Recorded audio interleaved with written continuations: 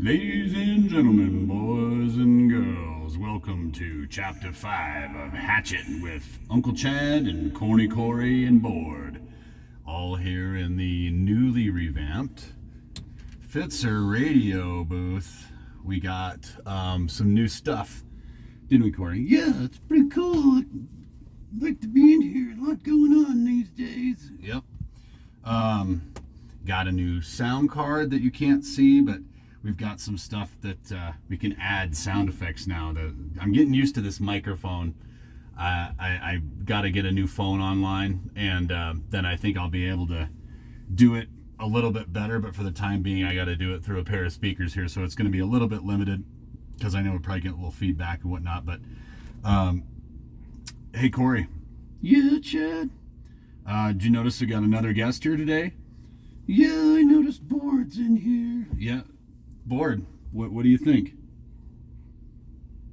Okay, just chilling. Hey, Board, I brought something special for you because you're always so belligerent whenever you come in here, unless I'm holding you. But we are reading Hatchet, and I brought an axe. Oh God, he just bucked a little bit.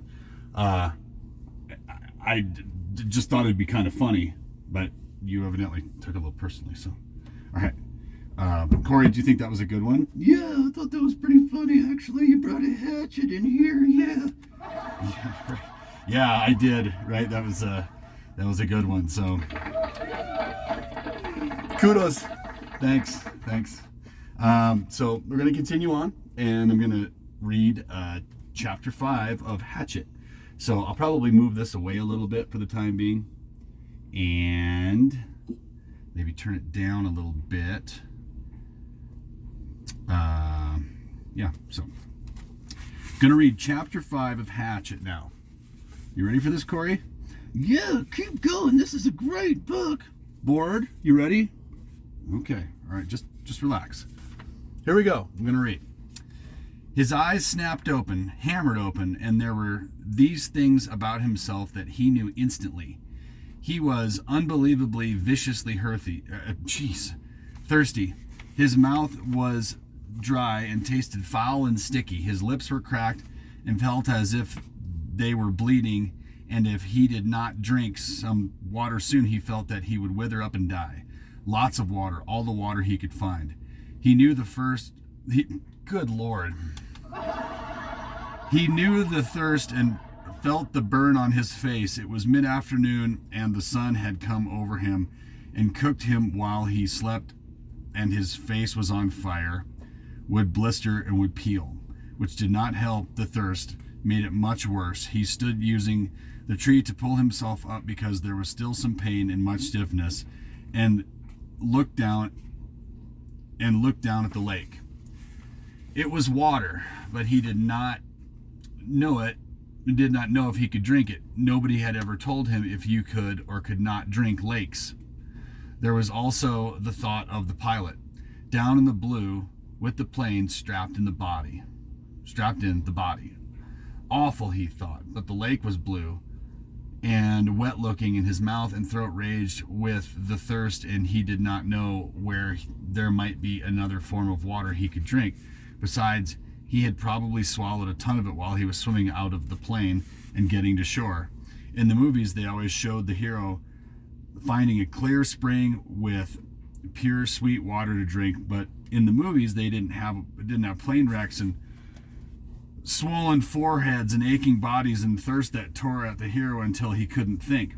Brian took small steps down the bank to the lake. Along the edge there were thick grasses, and the water looked a little murky, and there were small things swimming in the water, small bugs. But there was a log extending about 20 feet out into the water of the lake, a beaver drop from some time before, the old limbs sticking up almost like handles. He balanced on the log, holding himself up with the limbs, and teetered out past the weeds and murky water. When he was out where the water was clear and he could see no bugs swimming, he kneeled on a log to drink. A sip, he thought, still worrying about the lake water. Just take a sip. But when he brought a cupped hand to his mouth and felt the cold lake water trickle past his cracked lips and over his tongue. He could not stop. He had never, not even on long bike trips in the hot summer, been this thirsty. It was as if the water were more than water, as if the water had become all of life, and he could not stop. He stood and put his mouth to the lake and drank, pulling it deep and swallowing great gulps of it. He drank until his stomach was swollen, until he nearly fell off the log. Whoa. Log with it. He rose and staggered, tripped his way back to the bank, where he was immediately sick and threw up most of the water, but his thirst was gone, and the water seemed to reduce the pain in his head as well, although the sunburn still cooked his face. So, he almost jumped up with words spoken aloud.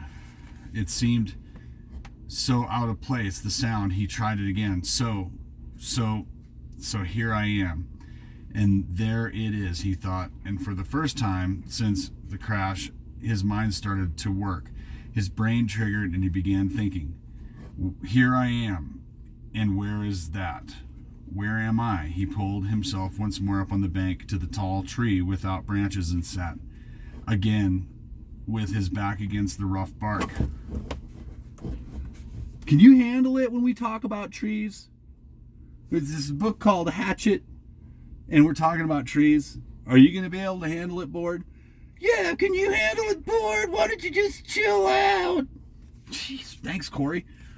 I'm Board's over here jiggling and moving, and I'm trying to get him to relax, but he, of course, wants to...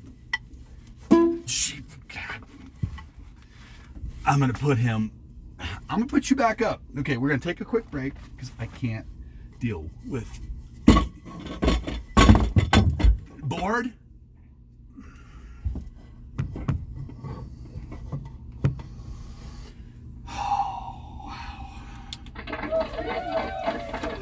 Man, Cory, sometimes we got to just clean up around here, don't we? You got to keep the riffraff out. Yeah, keep the riffraff out, Chad. All right, let's see if we can't get a little bit more relaxed here. He pulled himself up once more to the bank of the tall tree without branches and sat against his back against the rough bark. It was hot now, but the sun was high, and to his rear, and he sat in the shade of the tree in relative comfort. There were things to sort out. Here I am, and that is nowhere. With his mind open and thoughts happening, it all tried to come in with a rush. All of what had occurred, and he could not take it. The whole thing turned into a confused jumble that made no sense. So he fought it down and tried to take one thing at a time. He had been flying north to visit his father for a couple of months in the summer, and the pilot had had a heart attack and had died, and the plane had crashed somewhere in the Canadian North Woods, but he did not know how far they had flown or in what direction or where he was. Slow down, he thought. Slow down more. My name is Brian Robeson. I am 13 years old, and I am alone in the North Woods of Canada. All right, he thought. That's simple enough. I was trying to visit my father, and the plane crashed and sank in the lake. There. Keep it that way. Short thoughts. I do not know where I am, which doesn't mean much. More to the point, they do not know where I am. They meaning anybody who might want to be out looking for me. The searchers. They would look for him, look for the plane. His father and mother would be frantic. They would tear the world apart to find him. Brian had seen searches on the news, seen movies about lost planes. When a plane went down, they mounted extensive searches, and almost always they found the plane within a day or two. Pilots all filed flight plans, a detailed plan for where they were going to fly, with all the courses explained. They would come, they would look for him. The searchers would get government planes and cover both sides of the flight plan filed by the pilot and search until they found him, maybe even today. They might come today. This was the second day after the crash. No, Brian frowned. It was the first day or the second day. They had gone down in the afternoon and he had spent the whole night out cold. So this was the first real day. But they could still come today. They would have to start to search immediately when Brian's plane did not arrive. Yeah, they'd probably come tomorrow. Probably come in here with amphibious planes, small bush planes with floats that could land right here on the lake and pick him up and take him home. Which home? The father home or the mother home? He stopped the thinking. It didn't matter. Either on to his dad or back to his mother. Either way, he would probably be home by late night or early morning. Home where he could sit down and eat a large, cheesy, juicy burger with tomatoes and double fries with ketchup and a thick chocolate shake. And there came hunger. Brian rubbed his stomach. The hunger had been there but something else. Fear, pain had held it down. Now, with the thought of the burger, the emptiness roared at him. He could not believe the hunger. He had never felt it this way. The lake water had filled his stomach but left it hungry. And now it demanded food, screamed for food. And there was, he thought, absolutely nothing to eat. Nothing. What did they do in the movies when they got stranded like this? Oh yes, the hero usually found some kind of plant that he knew was good to eat and that took care of it. Just ate the plant until he was full, or used some kind of cute trap to catch an animal and cook it over a slick little fire, and pretty soon he had a full 8-course meal. Here, sit up, Cory. The trouble, Brian thought, looking around, was that all he could see was grass and brush. There was nothing obvious to eat, and aside from about 1 million birds and the beaver, he hadn't seen animals to trap and cook. And even if he got one somehow, he didn't have any matches, so he couldn't have a fire. Nothing. It kept coming back to that. He had nothing. Well, almost nothing. As a matter of fact, I'm sorry, I like the laugh track.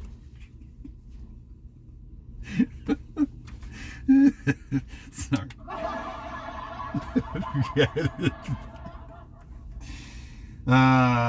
Get it together. Okay. It kept coming back to that. He had nothing.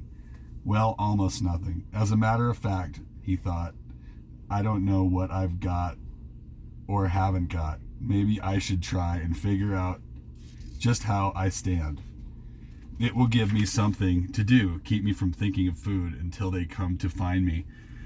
Cory, do you like the laugh track? Yeah, it's pretty hilarious when you get going, man. Yeah? Oh. All right. This is going to be trouble. Yeah, okay. Oh, Brian had once had an English teacher, a guy named Perpich, who was always talking about being positive, thinking positive, staying on top of things. That's how Perpich had put it. Stay positive and stay on top of things. Brian thought of him now, wondered how to stay positive and stay on top of this. All Perpich would say is that I have to get motivated. He was always telling kids to get motivated.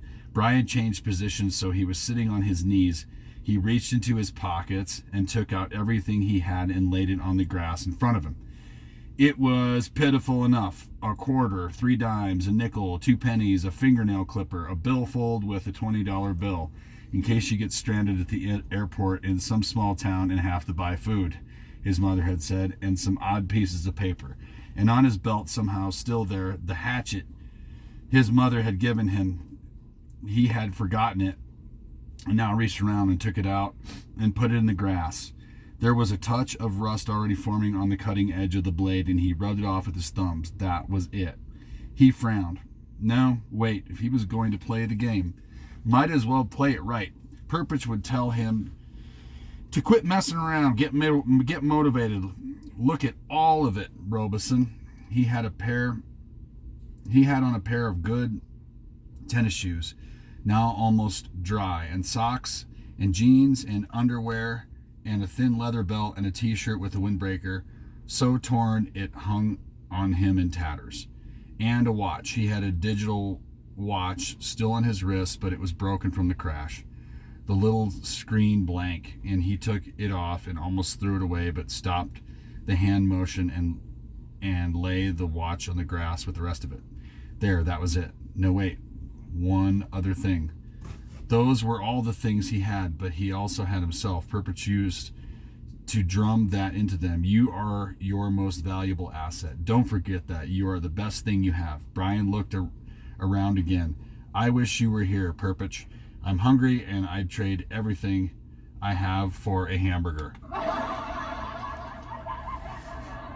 I'm hungry, he said it aloud in normal tones at first, then louder and louder until he was yelling it. I'm hungry, I'm hungry, I'm hungry. When he stopped, there was a sudden silence, not just from him, but the clicks and burps and sounds of the forest as well. The noise of his voice had startled everything, and it was quiet. He looked around, listened with his mouth open, and realized that in all his life he had never heard silence before. A complete silence. There had always been some sound, some kind of sound. It lasted only a few seconds, but it was so intense that it seemed to become part of him. Nothing. There was no sound. Then the birds started again, and some kind of buzzing insect, and then a chattering and a cawing.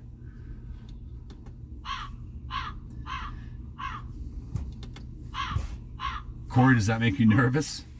Yeah, that's a crow, man. They eat corn. Well, exactly. You know, they come and peck at scarecrows and stuff too, peck out their eyes. Like, you know, whoa, gee whiz, what's that? It's my new laser pointer. I like to call it a lightsaber. It's like, watch the eyes, man. Wow, we're gonna burn my retinas. All right, Cory.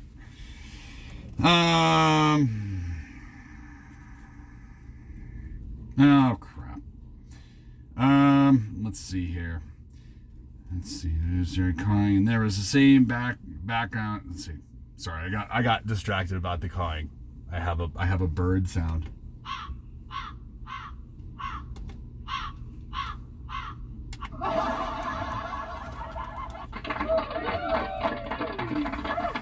It's gonna take some time for me to get used to having this stuff here, because it's actually kind of fun to have it here. It makes it a little more exciting. So I digress.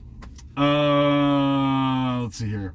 Then the bird started again, some kind of buzzing insect, and they're chattering and cawing, and soon there was the same background sound, which left him still hungry. Of course, he thought, putting the coins and the rest back in his pocket and the hatchet in his belt. Of course, if they come tonight, or even if they take as long as tomorrow, the hunger is no big thing. People have gone for many days without food as long as they've got water. Even if they don't come until late tomorrow, I'll be all right. Lose a little weight maybe, but the first hamburger. Whoa, sheesh. Wow. You gotta watch it in here. It's tight quarters. First hamburger and malt and fries will bring it right back. A mental picture of hamburger, the way they showed it in the television commercials, thundered into his thoughts. Rich colors, the meat juicy and hot. He pushed the picture away. So even if they didn't find him until tomorrow, he thought, he'd be all right. He'd have plenty of water. Although he wasn't sure if it was good and clean or not. He sat again by the tree, his back against it. There was a thing bothering him. He wasn't quite sure it was what it was, but it kept chewing at the edge of his thoughts. Something about the plane and the pilot that would change things.